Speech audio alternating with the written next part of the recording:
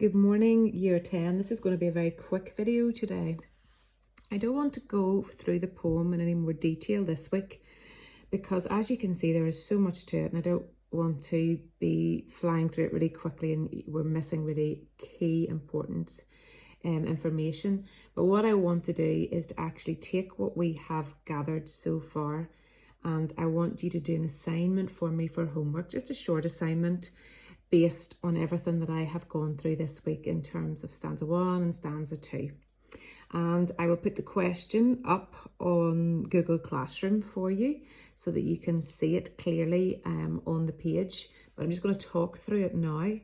But one of the things that I really want you to think about is why Wilfred Owen gives such graphic detail in this poem. Why it is a no holds barred approach. That means he doesn't hold back. He doesn't censor this in any way. Why is stanza 2 so graphic? And do you agree with that idea? And really what I'm hoping you're going to bring in through your answer is, I would love you to make a comment on the war poets, the likes of Jesse Pope, who were for war and were encouraging many young men to go off and fight for their country.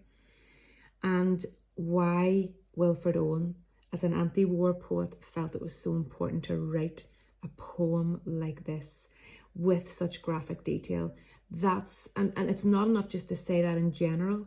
I want you to actually, I don't want this to be a really long response. I only want it to be about a paragraph, 2 at the most.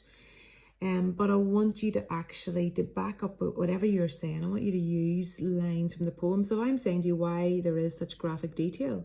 Well, you've got to show me the graphic detail. You've got to go and show me the bit where the man is yelling out and stumbling as if in fire or lime.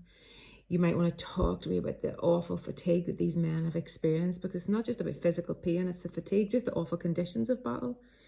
And you'll need to be saying something along those lines that Wilfred Owen wanted to show. So you need to be talking about the writer and using his name and talking about his message and talking about his intentions.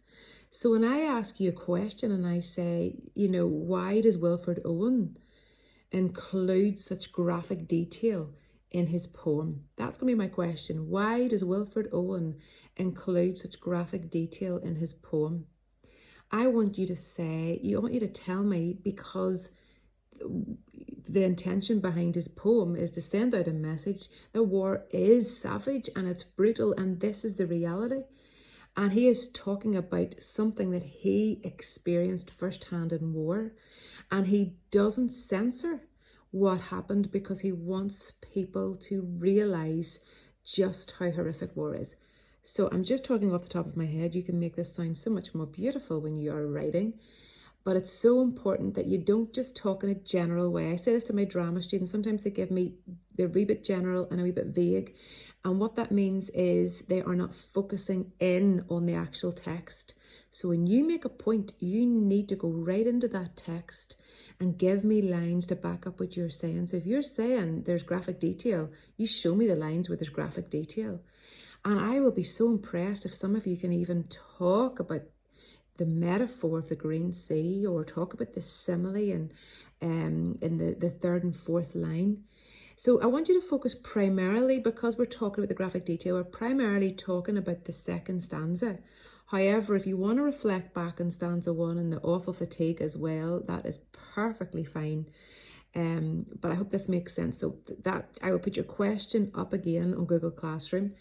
But that's really what I'm wanting you to hone in on. So you don't have to write an essay for me. I'm talking 1 paragraph here. But when I say paragraph, 4 lines is not going to do this justice. We're maybe talking about 10 lines here. And this is going to be for Tuesday.